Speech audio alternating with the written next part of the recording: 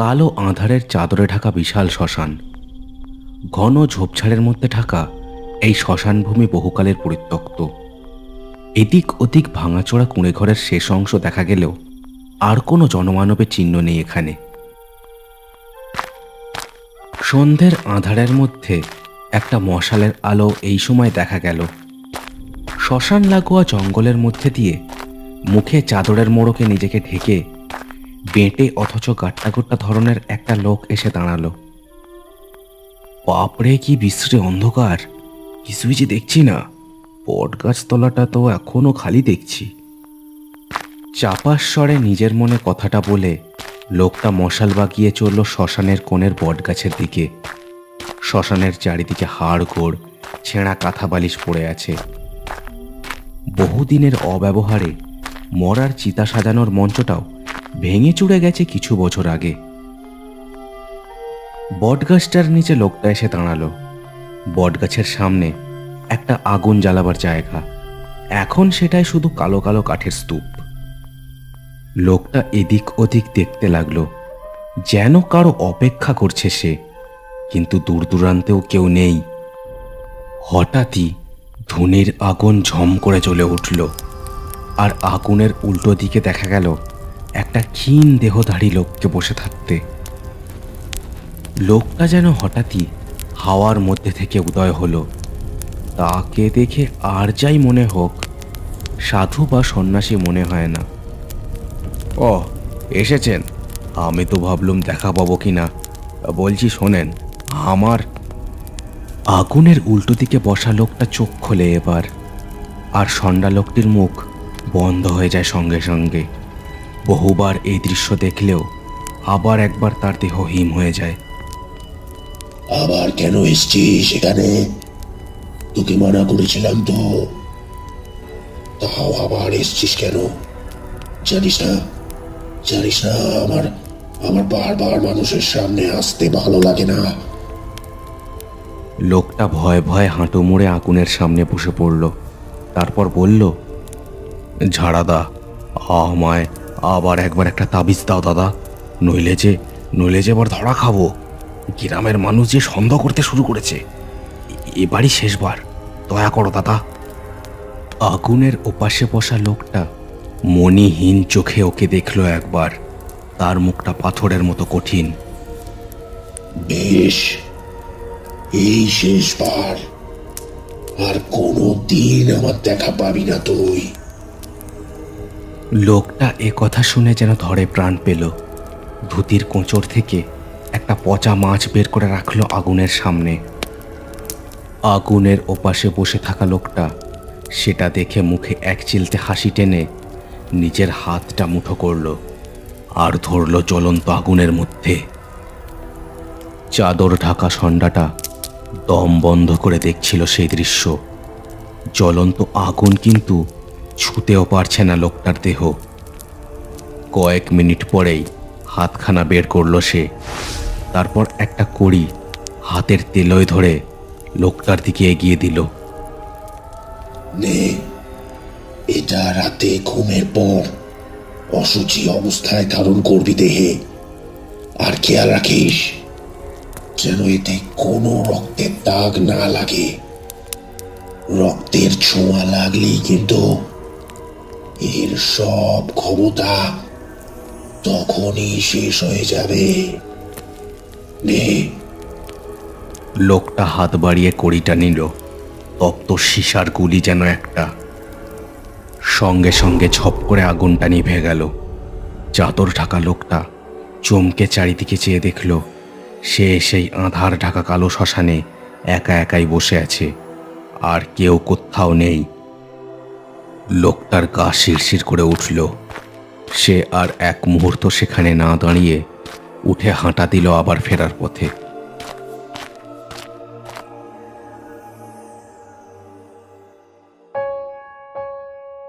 এই বাতাসিগড় জায়গাটা মাঝারি একখানা গ্রাম।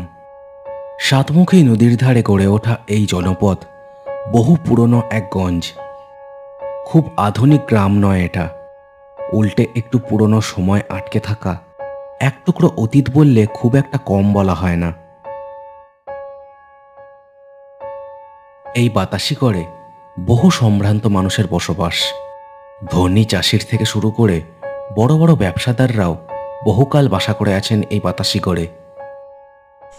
সকাল হতেই ব্যবসাদার বিনোদ সামন্তর বাড়ি মেলা লোকের ভিড় জমে গেছে।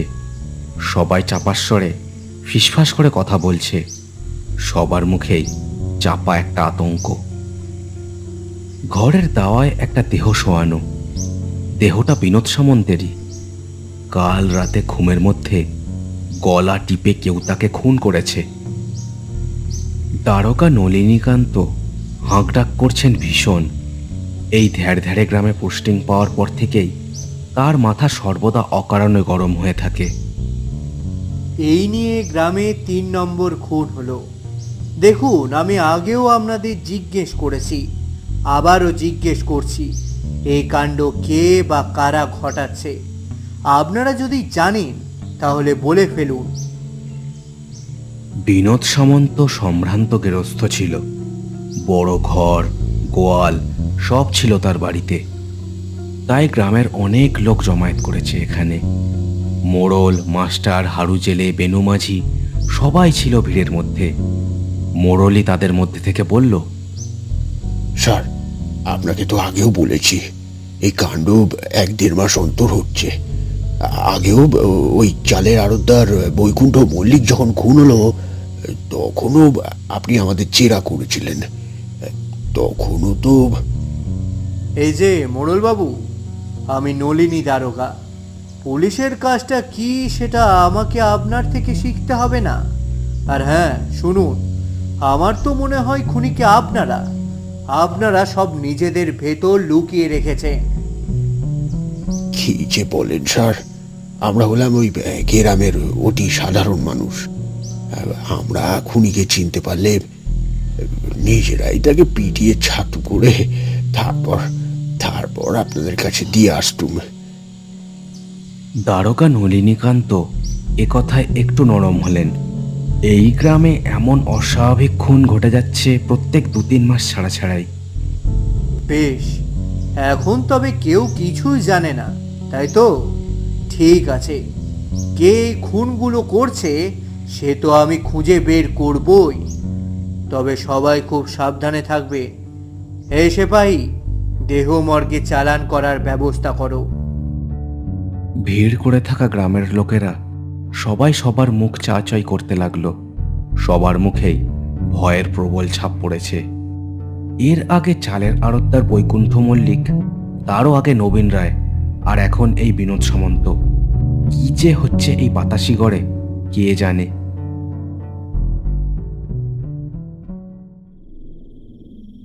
সন্ধ্যের মুখে লালটুর চা তেলে ভাজার দোকানে গ্রামের লোক ধীরে ধীরে জমা হচ্ছে।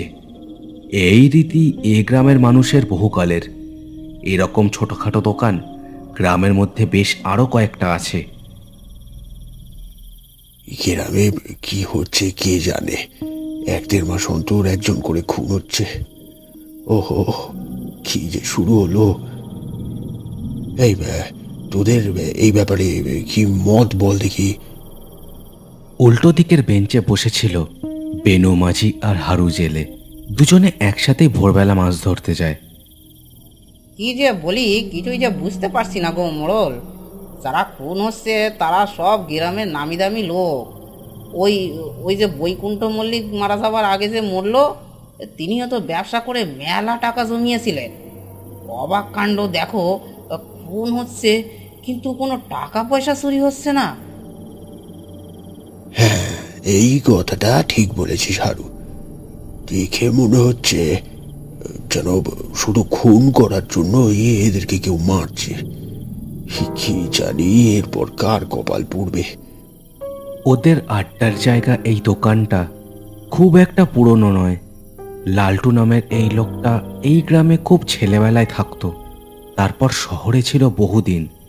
এই মাত্র বছর 3 হলো আবার গ্রামে এসে এই দোকানটা খুলেছে। তোমরা সবাই ঠিক কথাই বলেছ, কিন্তু একটা কথা ভাবো, যদি গ্রামের কেউ খুনগুলো করতো তবে সবাই বুঝে যেত না। আর এই গ্রামে অত শক্তিশালী মানুষ কে আছে? বাপ রে, দেখো নি আজ ওই ওই বৈকুণ্ঠদার দেহটা চোখ দুটো একেবারে ঠিকরে বেরিয়ে এসেছিল।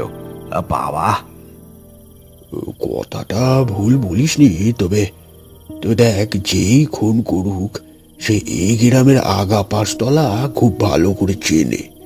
নইলে ভাব, কোন মানুষটা কখন কিরকম, কখন বাড়িতে লোকজন থাকে, কখন থাকে না, সেসব জেনে বুঝে এই কাজ করা কিন্তু অত অত সোজা না।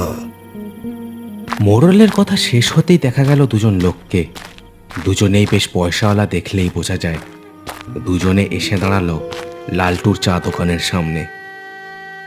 নমস্কার মশাইরা, আমরা আসছি আপনাদের পাশের গ্রাম ছাপুইডাঙ্গা থেকে। আমাদের একটা ঠিকানা কি আপনারা বলে দিতে পারবেন? একটা লোককে আমরা বহুদিন ধরে খুঁজছি, অনেক হিসেব তার সঙ্গে মেটানোর আছে। মোড়ল আর বাকি সবাইরা লোক দুটোকে ভালো করে দেখলো। দেখে খুব একটা সুবিধের মনে হলো না। বটে, তা এত রেতে কাদের বাড়ি যাবে তোমরা? আর তোমাদের নাম ধাম কি ভাই? তার নাম দিয়ে কি হবে মশাই? আমরা আমরা একটা বিশেষ দরকারে আসছি। বলছি, এখানে এখানে লালটন ঘরামির বাসাটা কোথায় তা বলতে পারবেন আপনারা? লালটন ঘরামি নামটা শুনে লালটু একটু যেন চঞ্চল হয়ে উঠেছিল। লোক দুটোকে দেখেও সে যেন কেমন একটা করে উঠল। কিছু একটা সে বলতেই যাচ্ছিল, তার মাঝেই মোড়ল আবার বলে উঠল, লালটন ঘরামি? না বাবু, এই নামে তো আমরা কাউকে চিনি না। নাম দাম ঠিক জেনে এসেছিলে তো? কিরে হারু, এই বেনু, এই তোরা চিনিস নাকি এই নামের কাউকে? না গো কাকা, এই নামে তো এই গ্রামে কেউ আসে বলে শুনিনি। তবে নিত্যদিন যা লোক এসে জুটতেছে এই গ্রামে, বলা মুশকিল।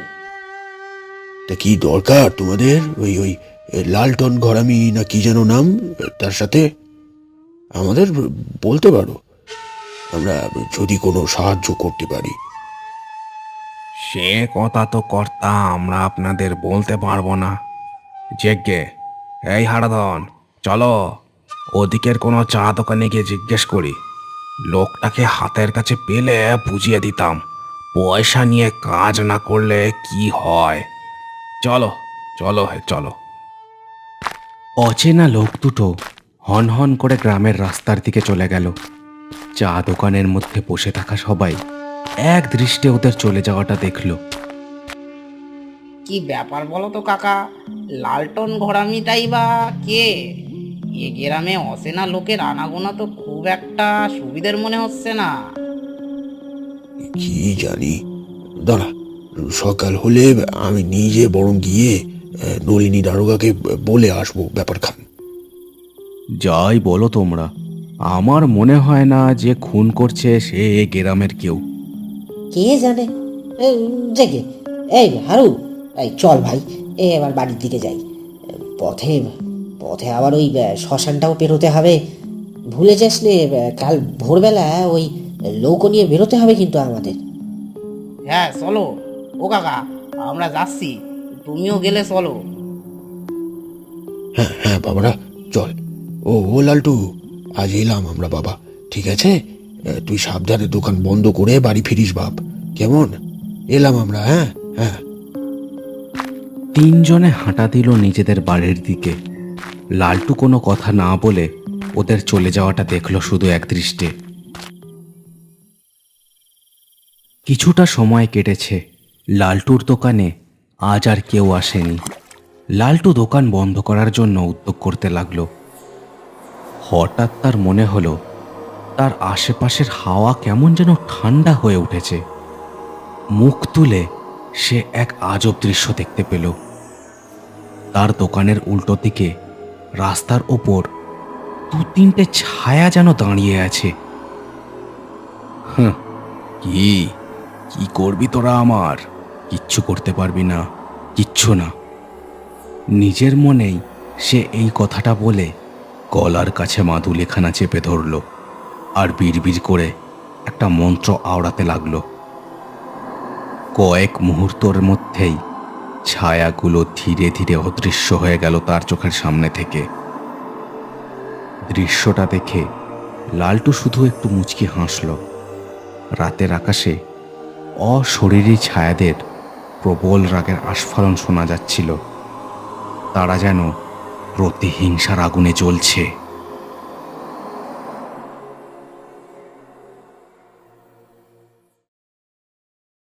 রাত অনেক গভীর হয়েছে। গ্রামের দক্ষিণ পাড়ে একখানা মাটির বাড়িতে মিটমিটে আলো দেখা যাচ্ছে। পাঁচিল ঘেরা বাড়ির দরজাটা ভেজানো। এমন সময় দুজন লোককে দেখা গেল। আঁধারে গা ঢাকা দিয়ে তারা ঢুকলো বাড়িটার মধ্যে। ঘন কালো অন্ধকারে এক ভুতুড়ে পরিবেশের সৃষ্টি হয়েছে চারিদিকে। দরজার সামনে এসে ওরা দাঁড়াতেই জানলা দিয়ে আসা মিটমিটে আলোয় দেখা গেল লোক দুটো সন্ধ্যাবেলা গ্রামে ঢোকা লোক দুটোই। লালটন, এই লালটন, লালটন, এই লালটন। ঘরের দরজা নিঃশব্দে খুলে গেল। হাতে লণ্ঠন নিয়ে লালটন বেরিয়ে এলো, সতর্ক দৃষ্টি তার চারিদিকে। কি ব্যাপার, এত রাতে তোমরা এখানে এসো কেন? আর তোমাদের আমি মানা করেছিলুম না এই বাতাসি ঘরে এখনই না আসতে? আরে এখানে না এসে উপায় ছিল নাকি? তোমার তো কোনো খবরই নেই, এমন কুচকুচ করে মারছো লোকগুলোকে। কি বলবো? আহ, কি হচ্ছে? কেউ শুনে ফেলবে তো। আরে বাপু, খুন করা কি এত সোজা? পরপর ঝপাঝপ লাশ ফেলে দিলে সবাই আমাকেই সন্দেহ করবে না? চালের আড়তদারকে মারার পর মাত্র 1 মাসের মধ্যেই তো ওই ব্যবসাদার বৈকুণ্ঠ মল্লিককে সরিয়ে দিলাম। না না, আর দেরি করা সম্ভব না। কালই তুমি ওই মোড়লটাকে সাবার করো, বুঝলে? এইভাবে যদি সময় পেরোতে থাকে তবে আমরা আমাদের মদের কারখানাটা আর কবে শুরু করব? পাগল হয়ে গেছো নাকি তোমরা? ওই তারকা নলিনীকান্ত আমার ঘাড়টা চেপে ধরবে এবার। এ গ্রামে খুনগুলো হবার পর থেকেই খ্যাপা ষাঁড়ের মতো খুনিকে খুঁজছেন তিনি। হ্যাঁ, সেসব তুমি বুঝে নাও, বুঝলে? আমরা কড়াই গন্ডায় তোমার সব টাকা দিয়ে দিয়েছি। এবার আমাদের মদের কারখানা করার পথে যারা বাধা দেবে তাদের তুমি সরিয়ে দাও। আমরা আর কিছু জানি না, বুঝেছো? বুঝেছি, আমাকে আরো 2-3টে দিন দাও। কিন্তু তোমরা আর এখানে এসো না। আজ দোকানে গিয়ে যা শুরু করেছিলে, এতক্ষণে হয়তো গ্রামের সবাই জেনে গেছে তোমাদের কথা। যত সব, এখন এখান থেকে যাও। একবার আমাদের মদের কারখানাটা খুললে এসব আর কোনো কিছুই কারুর মনে থাকবে না। যাকে আমরা চলি, তুমি 2 দিনের মধ্যেই কাজ মেটাও, বুঝলে? এই মুকুন্দ, চলো। এ কথা বলে লোক দুটো যেমন ছায়ার মতো এসেছিল তেমনি আবার আঁধারে গা ঢাকা দিয়ে বেরিয়ে গেল বাড়িখানা থেকে। লালটুর বাড়ির ধার দিয়ে বাতাসি গড় থেকে বেরোতে গেলে একটা মস্ত বাঁশবাগান পড়ে। আকাশ ছোঁয়া বাঁশ গাছগুলো সেখানে প্রেতের পায়ের মতো দাঁড়িয়ে আছে আজ বহুকাল। লোক দুটো হাতে লণ্ঠন নিয়ে সন্তর্পণে ফিরে যাচ্ছিল নিজেদের গ্রামের দিকে। বেশি সাড়া শব্দ করলেই লোকজনের নজরে পড়ে যাবার ভয় আছে। এই, আমাদের পেছনে কেউ আসছে নাকি বলো তো? পায়ের আওয়াজ পেলাম। কে জানে রে ভাই, আমার তো এই গ্রামে পা দেওয়ার পর থেকে গাটা কেমন ছমছম করছিল। একবার সাতমুখী নদীর ধারে আমাদের মদের কারখানাটা হয়ে যাক, আর থোড়াই এদিকে আসবো। তা যা বলেছিস, এই গ্রামের মাতব্বর লোকগুলো এত তেঁদোর। যদি ভালো কথায় আমাদের কারখানাটা খুলতে দিত তবে লালটুর হাত দিয়ে খুনগুলো করাতে হতো না। তা যা বলেছিস, ও বেটা যে শহরে গিয়ে ভাড়াটিয়ে খুনি হয়েছে তা এই গ্রামের লোকে জানলে ওরেই পিটিয়ে মারতো। তবে বেটার এলেম আছে, খালি হাতে কেমন মানুষ মারছে দেখ পটাপট।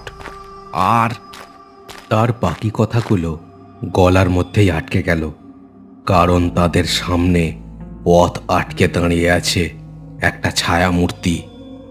ও হারাধন, পিছনে দেখ। দ্বিতীয় লোকটা ঝপ করে পিছন ফিরে দেখল আরও একটা ছায়া রাস্তা আটকে দাঁড়িয়ে আছে সেখানেও। কারা এরা? হে সাবধান, আমাদের কাছে ছোড়া আছে কিন্তু, সাবধান। হঠাৎ বাঁশঝাড়ের মাথায় কটকট শব্দ শুনে দুজনে ওপরের দিকে তাকালো। দেখলো আরও একটা ছায়া বাঁশঝাড় থেকে ঠিক উল্টো হয়ে তাদের দিকে তাকিয়ে ঝুলছে। হঠাৎই সেই কালো ছায়াটা লাফ দিয়ে এসে পড়ল ওদের ওপর। অন্য ছায়া দুটো যোগ দিল তার সাথে। বিকট দুটো চিৎকারে কেঁপে উঠল বাঁশঝাড়ের মধ্যেটা। মিনিট কয়েকের মধ্যেই অবশ্য সেই চিৎকারগুলো মিলিয়ে গেল বাতাসের মধ্যে।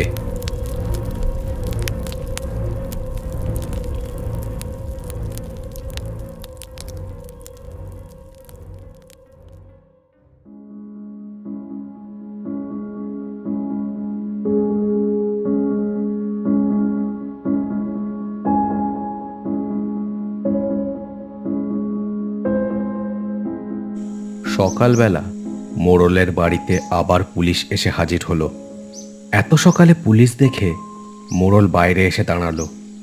গ্রামের আর কোনো লোক সেখানে তখন ছিল না।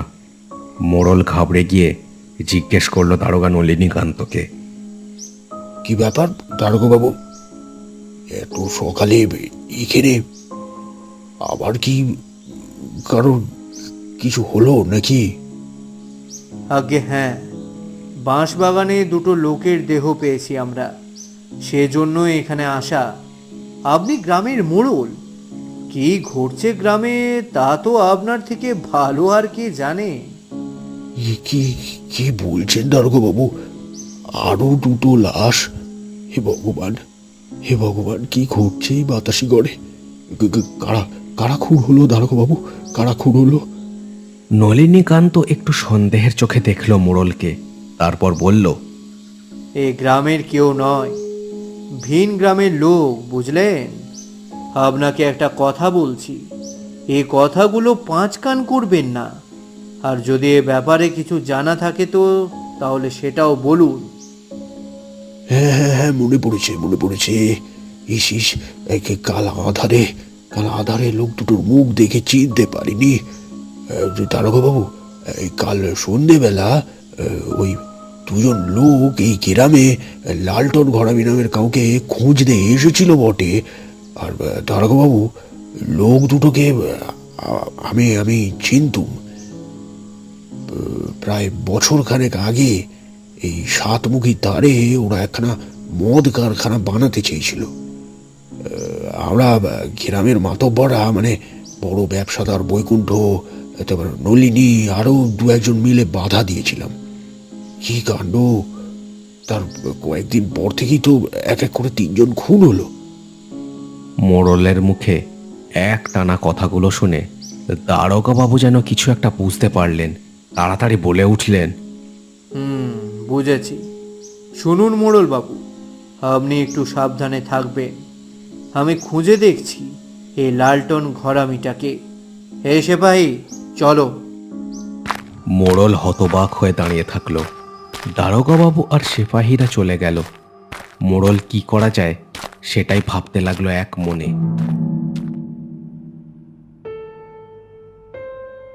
আবার রাত নামলো। আজ রাতটা যেন আরো ঘন কালো। কোনো অঘটন ঘটার জন্য যেন অপেক্ষা করছে বাতাসি গড়। লালটুর চা তেলে ভাজার দোকান আজ বন্ধ। হারু, বেনু আর মোড়ল সন্ধে হতেই দোকানে এসে দেখে তার কোনো চিহ্ন নেই কোথাও। এই কি ব্যাপার বলতো? লালটুর কি হলো আজকে? দোকান খুলেনি কেন আজ? কি জানি, ধুস, লালটুর তেলে ভাজা চা ছাড়া সন্ধেটা জমে না। ও কাকা, কি করবে, বসবে নাকি একটু? মোড়ল কেমন যেন অন্যমনস্কভাবে কিছু একটা ভাবছিল। কি একটা আশঙ্কা হচ্ছে তার। ওদের কথায় চমকে উঠে বলল, না, আজ আর বসবো না। মন মেজাজ ভালো লাগছে না রে। শোন, তোরা তোরা বাড়ি যা, আমি একবার ওই লালটুর বাড়ি যাব। কথাখানা বলেই ওদের দুজনের দিকে আর একবারও না তাকিয়ে মোড়ল হন হন করে হাঁটা দিল গ্রামের পথ ধরে। লালটুর বাড়ি পৌঁছতে গেলে লম্বা বাঁশবাগানটাকে আড়াআড়িভাবে পেরোতে হয়। আজ বাঁশবাগানটাও কেমন যেন গা ছমছমে হয়ে আছে। মোড়ল তাড়াতাড়ি পা চালিয়ে বাঁশবাগানখানা পেরোতে চায়। লালটান ঘরামি আর লালটু যে একই লোক এতক্ষণে তা বুঝে গেছে সে। ব্যাটাকে সামনাসামনি দাঁড়িয়ে একটা শিক্ষা দিতে চায় মোড়ল। বুড়ো হয়ে গেলেও সে অক্ষম নয়। হঠাৎ তার মনে হলো বাঁশ ঝাড়ের মধ্যে থেকে কেউ যেন তাকে লক্ষ্য করছে। দুটো পা আঠার মতো আটকে গেল তার মাটির সাথে। এই কে রে? কে বাঁচারে? হারু নাকি নাকি বেনু রে? এই বেরিয়ে আয় বলছি। তার এক ডাকেই কাজ হলো। বাঁশের আড়াল থেকে চাদর ঢাকা অবস্থায় বেরিয়ে এলো কাঁটা কোট্টা একটা লোক। মুখ থেকে কাপড়টা সরা হারামজাদা। লালটু, তুই এই খুনগুলো করছিস? আমি আমি আমি আমি সব বুঝে গেছি। আমি সব বুঝে গেছি। আমি সব বুঝে গেছি। লালটু বুঝলো এই পুরোটা সব জানে। এক টানে চাদরটা সরিয়ে ফেলল সে। তার হাতে ছিল একটা লম্বা ধারালো ছুরি। মোড়লের হাতের আলোতে ঝকঝক করে উঠল সেটা। এতই যখন বুঝে গেছিস বুড়ো, তবে তবে এবার মর। কথাটা বলেই লালটু মাথার ওপর ছুরিখানা তুলে তেড়ে এলো তার দিকে। কিন্তু হঠাৎই আঁধারে একটা মস্ত পাথরে পা বেঁধে দড়াম করে আছড়ে পড়ল লালটু। নিজেকে আবার সামলে নিয়ে সে উঠে দাঁড়াতেই মোড়লের চোখে পড়ল লালটুর গালটা কেটে গেছে আর ঝরঝর করে রক্ত পড়ছে। লালটু লালটু লালটু লালটু বাপ বাপ, শুন আমার কথাটা একবার শুন। চল আমার সাথে বাবা, চল। দারোগা বাবুকে সব বললে তিনি তিনি তিনি তিনি নিশ্চয়ই কিছু। চপ ব্যাটা বুড়ো, তোকে শেষ করলে তবে আমার কাজ শেষ হবে, বুঝলি? আমি তোকে প্রবল একটা খ্যাকে হাসির শব্দে বাঁশবাগানটা ভরে উঠল। লালটুর মুখের কথাটা মুখেই থেকে গেল। লালটু আর মোড়ল ভয়ে ভয়ে চারিদিকে তাকিয়ে দেখলো তিনটে ছায়া মূর্তি বাঁশ ঝাড়ের আড়াল থেকে বাতাসে ভেসে বেরিয়ে এসেছে। তাদের মুখ থেকেই হাসিগুলো ভেসে আসছে। কনকনে ঠান্ডা বাতাসে গা শিরশির করে উঠল তাদের। তোরা আমার কোনো ক্ষতি করতে পারবি না। তোদের তিনজনকে আমি আগেই সরিয়ে দিয়েছি। এবার এই মোড়লটাকেও সাবার করব।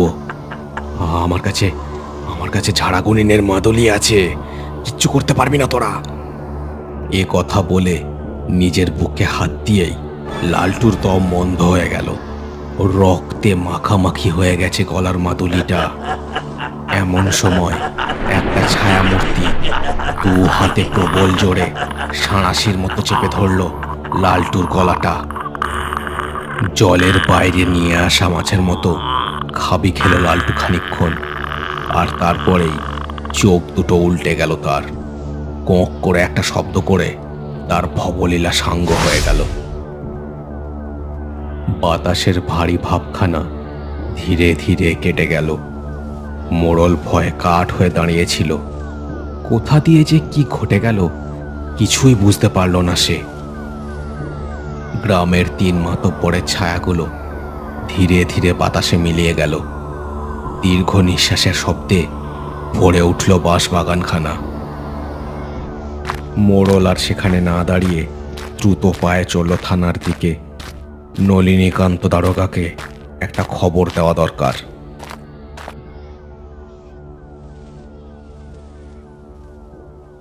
শেষ হলো কার্টুনস অ্যানিমেশনসের আজকের গল্প। আজকের গল্পটা কেমন লাগলো সেটা আমাকে কমেন্ট করে জানাতে ভুলো না। চ্যানেলটাকে সবাই সাবস্ক্রাইব করে দিও আর গল্পটাকে শেয়ার করে দিও তোমার বন্ধুদের সাথে। দেখা হচ্ছে পরের ভিডিওতে। সবাই খুব ভালো থেকো।